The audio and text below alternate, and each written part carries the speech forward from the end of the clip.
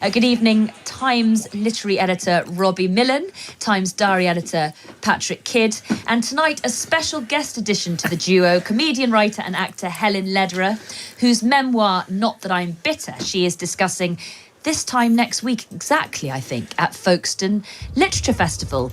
Helen, given that you're the special guest, I'm going to say hello to you first. Well, I'm delighted to be here in such company. Oh, my God, I'm diminished by the literary grandeur of the studio. It has been said that this is the sort of Morecambe and Wise, it is the duo of all duos. Does this make you Glenda Jackson? Or, yes. Or who was the Angela Rippon? Angela Rippon with the legs. She does an interesting advert with legs overhead at the moment with white washing machines. But anyway, well, how lovely to be here. Well, we're delighted to have you with us. And tell us first about the Folkestone Literature Festival that's happening this time next week, I think. It is, exactly. You're right, Hannah. And just to talk about me for like a nanosecond, I am switching on the lights, which is something I've never done. Has anyone else in the studio switched on lights, apart from in your own house? No. Right? No. Well, this is a first. So, of the literary festival... we are all mere mortals. We wouldn't get asked to switch on lights. No. Do you give them jokes as well? Is it a warm-up, a build-up? I know not, because I'm a virgin to the light switching. Virgins at Christmas, so them and very wise men. handy, very yes. apposite. So I'm switching on lights first, and I'll go on, and then I'm talking to Giles Croft about Not That I'm Bitter in an interesting manner and not dull at all, because it'll be the first time somebody's just opened a can of lager, it sounded like, in the studio. And, you can't trust these two. Shush. But the festival has been curated by Sophie Haydock, who is a historical novelist, award-winning, and you've got all people talking about the world. Stephen Moffat, storytelling, it's all contemporary. So I'll bring the tone down with my sex, kiss and tell input of the 80s, being a comedian in the 80s. So hopefully there'll be something for everyone, but mostly me. But Not That I'm Bitter is not necessarily a sex, kiss and tell. I mean, are you bitter? I'm not bitter, although I have become bitter since talking about it. No, I'm not bitter. There is the irony, Hannah, in the title, and I do cover a lot of topics, and I'm told it's very funny. And The Observer, although that isn't your paper, is it? My life's ambition is to get a good review in The Observer, and guess what? I read it. Oh, did you? Hannah? Glowing. You are, well, glowing, I love it. But to have a glow, I mean, even if nobody buys the thing, at this age, you just want recognition from a grown-up newspaper. Maybe the Times will review it as well. But, so I feel that ultimately it's alarmingly truthful and makes people laugh. And I know you've been sort of championing literature festivals all over the country. I think I just missed you at Guernsey Literature Festival earlier on in the year. Because you have to get an aeroplane to get there. Terrifying. A terrifying experience. I don't think I better not relive that small aeroplane. I also am going to move now. Robbie, your book of the week. We're talking books. Oh, are we? Yes. Which book would you like to begin with to tell us?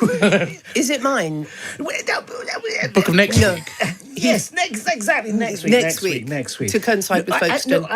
We can either talk... So this week we commissioned this rather fun feature about novels to understand America, because everyone's gone a bit wild over there, wild reporting on it, and usually people sort of say, "Oh, you've got to read this historical tome or this particular political work." We think no, the way to understand the world is through novels. Is wonderful. Yes, can I say which I would think is absolutely. Barbara Kingsolver, Demon Copperhead. Is that on the list? Do you know what? It's not. It should have been. It should have been. Does it have to be contemporary, Hannah? No, it doesn't. It could be anything. List. Yes, it could be any. I mean, what would you choose? I would do Catcher in the Rye. Very good. Only because that's American and it's a really good pub quiz question.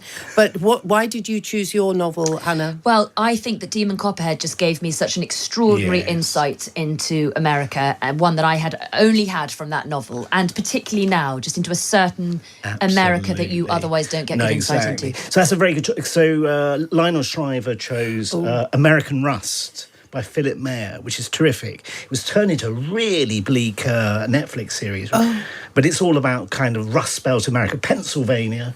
Didn't the US election seem to hang on that? And it's all about deindustrialization. But does it tell us how people think and why they choose what they do? It was written in 2009. And if people had read it then, they would have spotted the rise of Trump from that. But then that all sounds terribly serious. Someone else, Josh Clancy, suggests is Striptease by Carl Hyacin.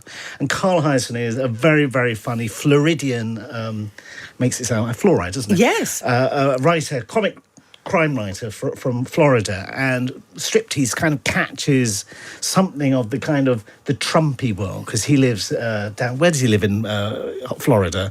Where they play golf, don't they? Exactly. Exclusively just golf. Golf, criminality, striptease, strip bars, crocodiles, or is it alligators, one or the other. So it's that kind of vibe. Sort of dirty crime. Exactly. Lovely. But with jokes. Oh my God. So Carl Hyacin is perfect for our era.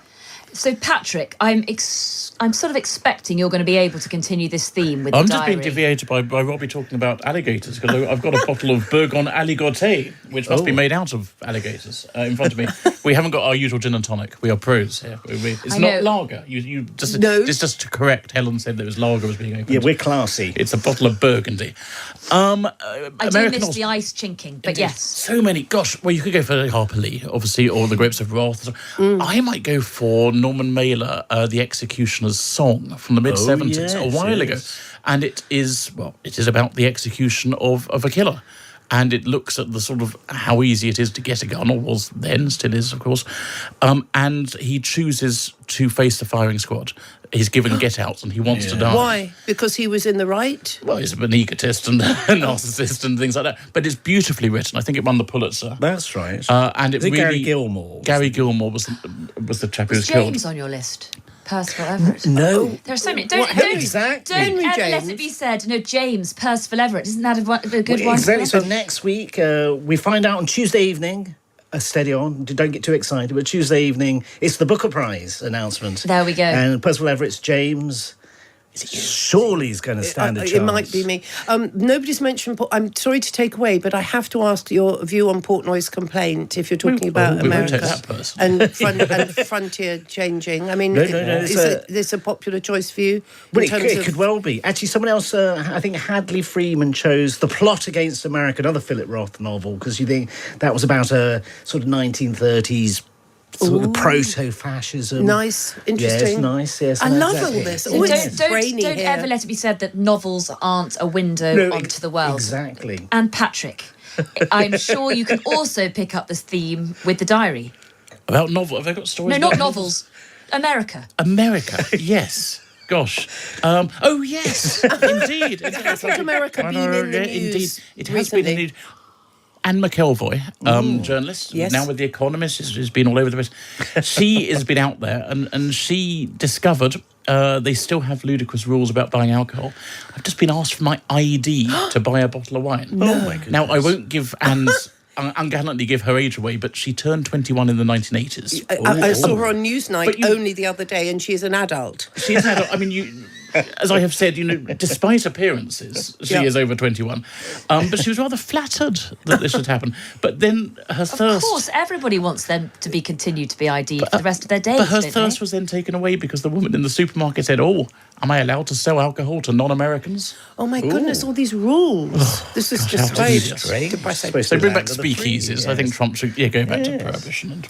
So, Robbie, let's move perhaps to a non-American book that's on the list for this week. Okay, well, it's not that we just got listicles this week, but I do like a listicle. So today's birthday is Kazuo Ishiguro.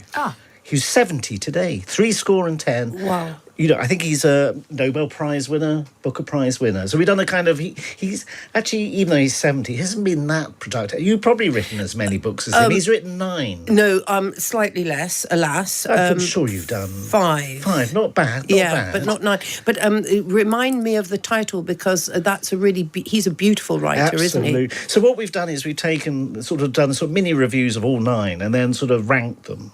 Obviously, people free to disagree.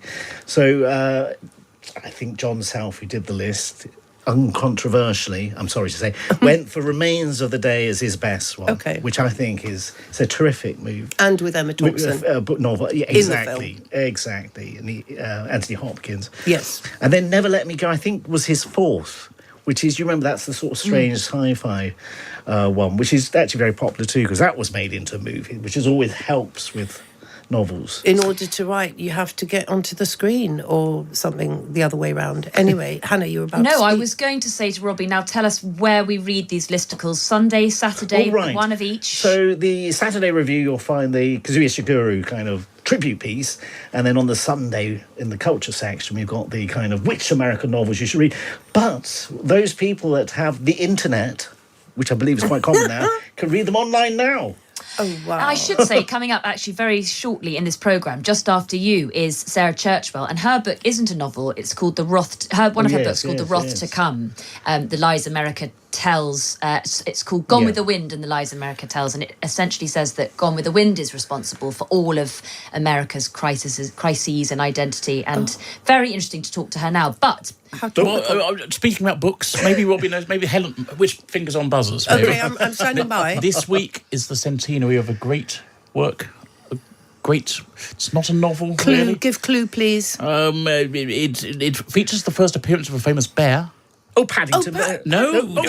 Centenary. Winnie who first the appeared Pooh. in... Oh, sorry, Well, no, yes. but in When We Were Very Young, the book of poetry. Yes. And it was the first collaboration between A.A. Milne and E.H. Shepard. When Shepard first came to sketch Christopher Robin, Mrs. Milnes asked him to use the tradesman's entrance, which he refused. Yeah.